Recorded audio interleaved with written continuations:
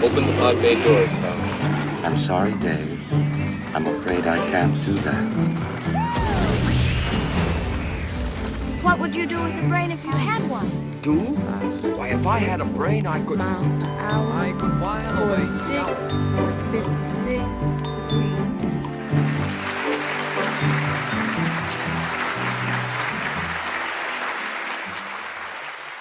degrees. So what I want to talk about is what makes a good violin. I am going to get to the Strad myth, but I thought I'd set it up with a little bit of a discussion about what violins are, how they work, and to sort of let you into some of the secrets that maybe are the secrets of Strads, or not.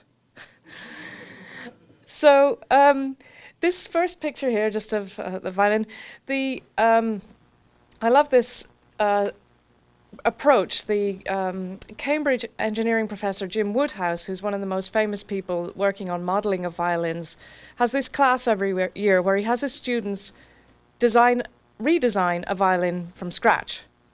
And so what they have to do is to set aside what they know about the violin and figure out what it needs to do. So let's imagine we were designing a violin from scratch.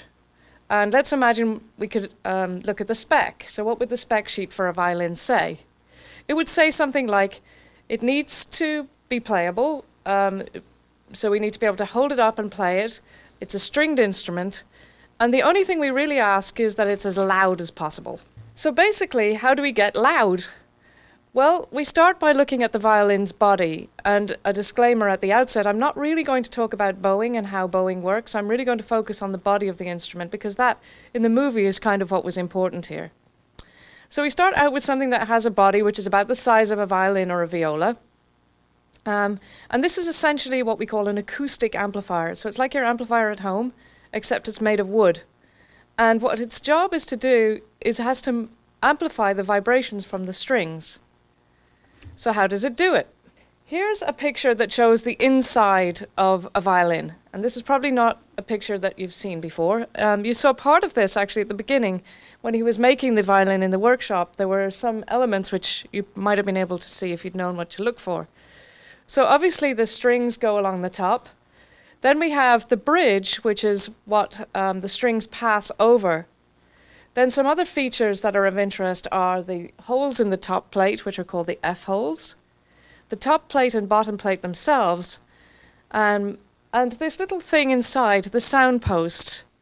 And then there's one other feature, which is a long, thin strip of wood that goes along the underside of the bass end, the bass side of the right-hand side of the violin, which is called the bass bar. So the thing to notice here is the asymmetry inside the violin. It's not symmetrical on the inside, which might be a bit surprising, but there's a very good reason for that acoustically.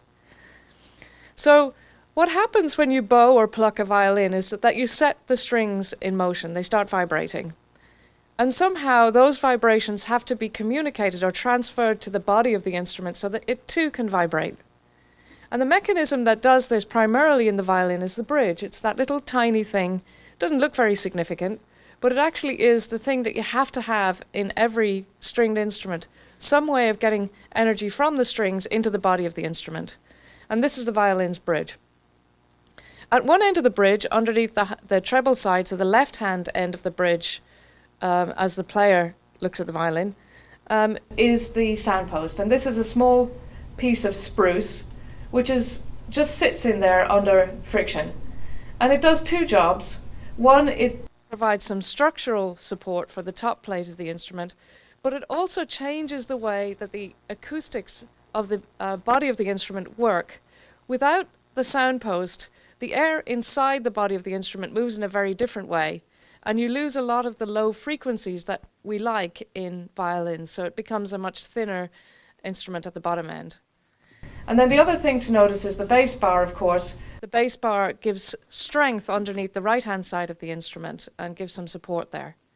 Here's a picture of somebody playing the instrument, and as you can see, as she plays, you can see the vibrations of the string being transferred sort of schematically to the instrument, through the body of the instrument, and then out into the air.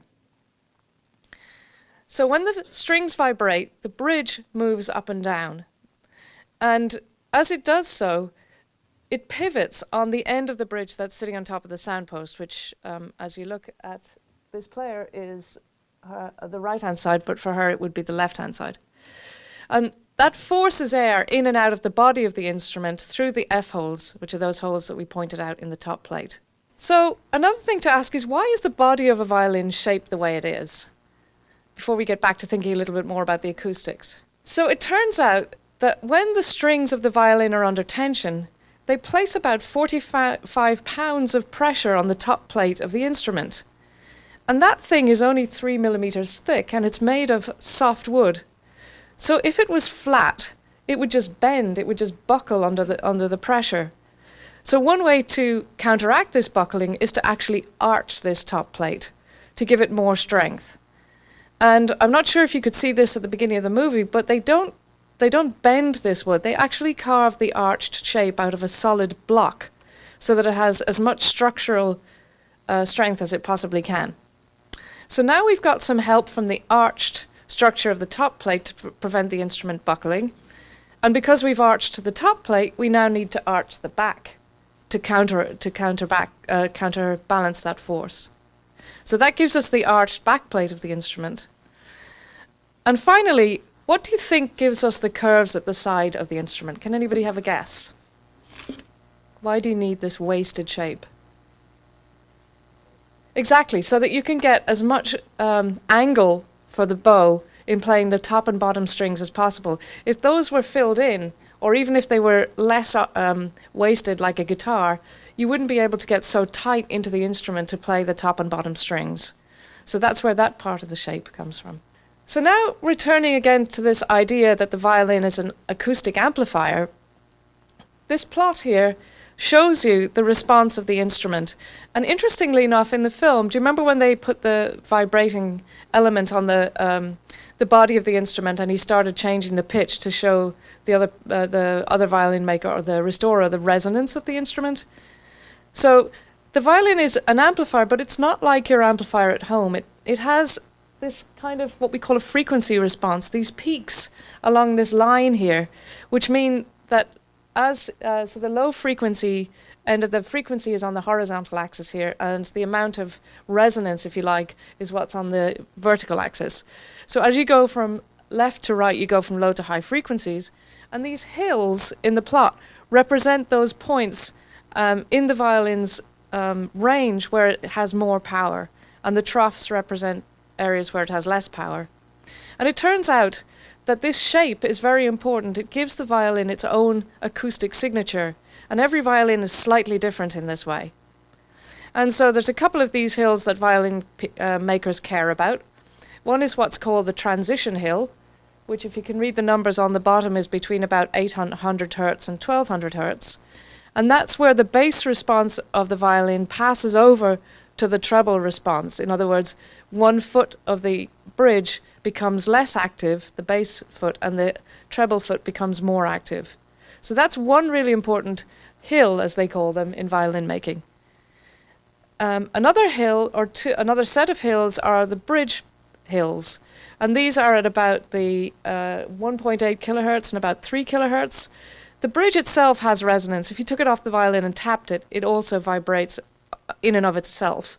So this is what you're seeing in the bridge hill. And these other resonances labeled A1, B minus, or B1 minus, sorry, A0, B1 minus, and B1 plus are other air resonances of the body.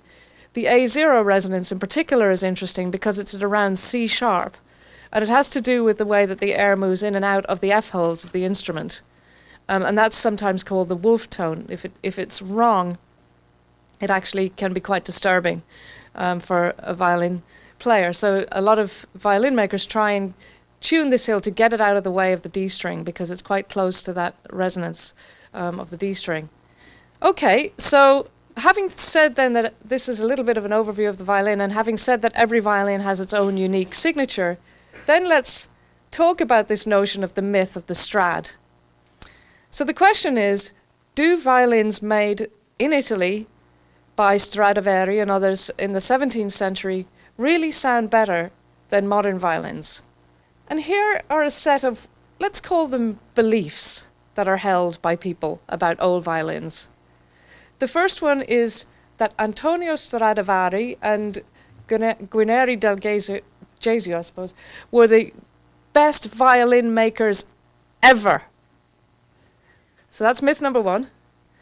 Myth number two, or belief number two, shall I say, about old violins is that violins improve over time, and that you might even be able to find the characteristics of a previous player in the way that a violin now behaves. Belief number three, any experienced violinist can tell the difference between an old violin and a new violin.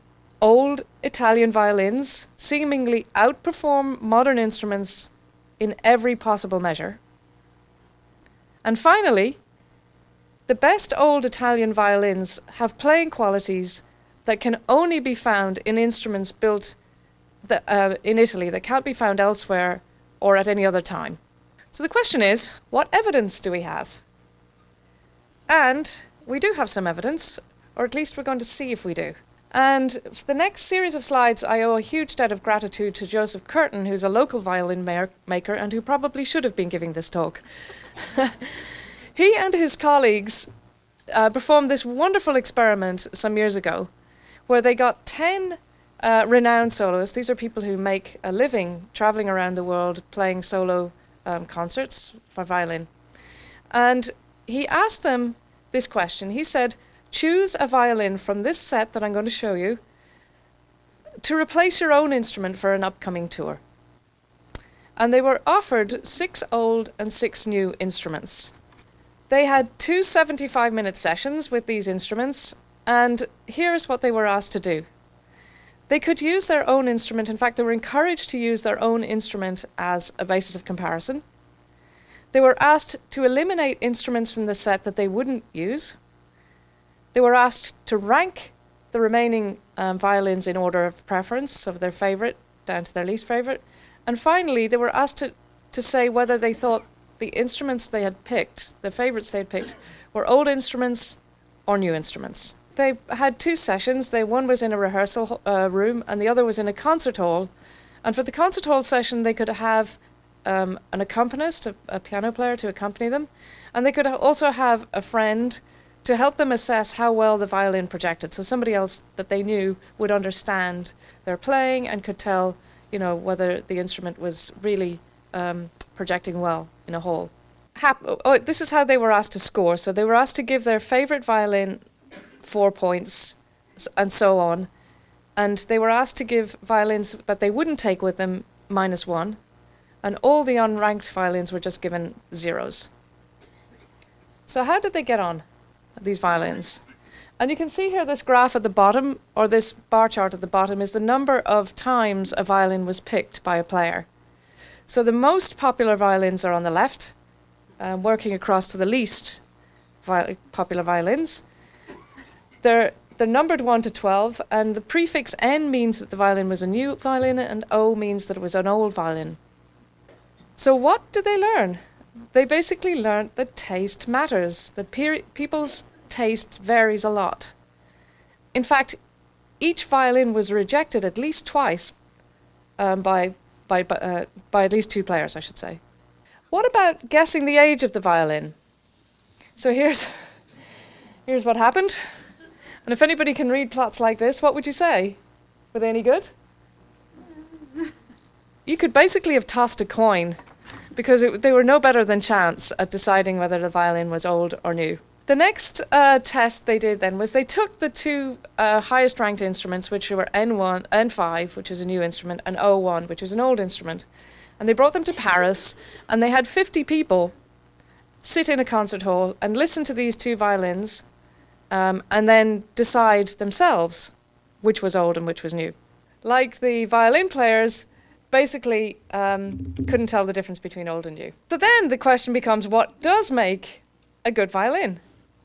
Well, it turns out that probably the spectrum, that plot that we looked at those little peaks, the bridge hill and the transition hill, the shape of that spectrum, which is the sort of acoustic fingerprint of the violin, is very important in determining what violins are good and which are not. Also, good violins, or the violins people assess as being good are just loud violins. That new violin was louder than the old violin. And finally, good players. And this shouldn't be underestimated, because who's going to be playing expensive violins? So, finally, one last addendum. If you picked up a violin from the workbench of Stradivari, it would be very different from the Stradivari that are still in existence now. Because like your grandfather's shovel, everything gets replaced. You only replace the blade 3 times, but you replace the handle many times. So the question is, what's left of the original shovel? And just like the shovel, the violin has had its strings replaced, its bridge replaced, its sound post replaced, probably other things replaced. And also, it might have been what they call thinned out. So the older violins are much heavier. So in order to change the frequency response and make the instruments sometimes more powerful in certain parts of their range, they often hollow out, violin repairers or restorers often hollow out more of the wood from the top and the back plate to make the top and back plate lighter and basically easier to drive from the vibrations of the strings. So it turns out that the instrument that you might think of as a Stradivarius is actually very different from the instrument that came off his workbench. So that's something else just to bear in mind. And finally, just to acknowledge the help of Joseph Curtin, who gave me these great slides, and to thank one of our PhD students, Sang Lee, for helping me put the slides together. So thank you.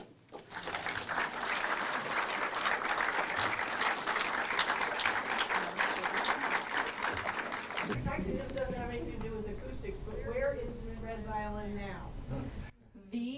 Where is the red violin now? Are you asking me to make a filmic comment? No, I mean, where does it exist?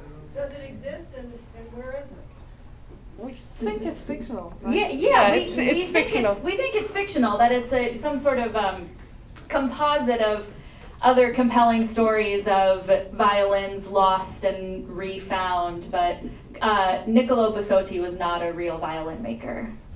He was besotted. But he wasn't a real violin. Right here in the center. Yes, sir. What's the difference between an acoustic profile that you showed us of a Strad and a lesser violin? That Can I you could. repeat the question? Yeah. So what is the that plot that I showed of the acoustics of a Strad versus another violin? I don't know particularly about Strads, and I'm not sure, that many people do. But there are some characteristics of old violins that are a bit different to modern violins. They have a little bit more response in certain parts of their range. So they have a little bit more in the A0 range, so the lowest body resonance, that wolf tone, can be a bit more emphasized in older instruments, and then the balance of some of the other body modes might be slightly different. But it's hard to say whether that's a feature of the instrument or whether that's something that happens as it ages and gets, fixed a number of times and hollowed out and all of these other things that happen to it. So whether that was a characteristic of the original design or whether it's something that's crept in over time as the instrument's been modified, it's hard to say. I had read something maybe 10, 15 years ago that they were trying to recover wood from the depths of shipwrecks in the Great Lakes because there was some theory at the time that the wood that they used in older violins can't be replicated nowadays because they cut trees so much sooner. Yeah, I mean, You can speak to anything of that nature. I mean, in talking to Joseph, we had this discussion. This is what they call ponding, when they put wood in water for a while and let it become waterlogged and then lift it up and use it. And it's not clear whether Stradivari and other violin makers did pond their wood. It's possible. But also that, the trees that are used in violins they're softwoods, and they grow very quickly. And that's a good thing because then they have very straight grain, which is helpful for resonance. So they make an ideal material for that reason. So I'm not sure, as I say, I'm not a violin maker, so I don't know what the pros and cons of ponding wood are. But I do know that it's important to keep the grain of the wood, the integrity of the grain of the wood has to be kept. So whatever processes may or may not interfere with that, could suggest that the wood was treated in certain ways. So the answer is, I don't think we know. It's possibly another theory.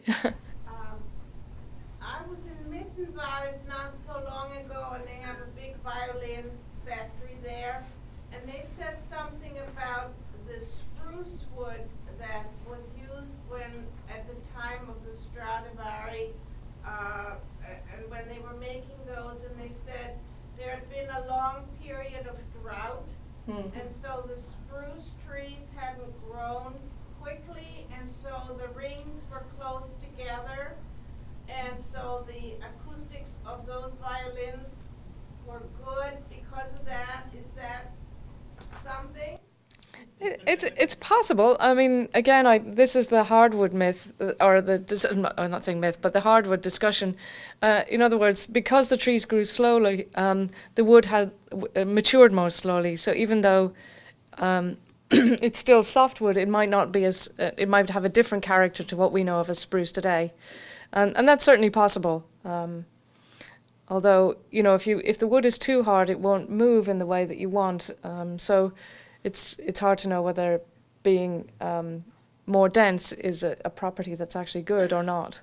Just going back to the study, there was one violin that was rejected by everyone.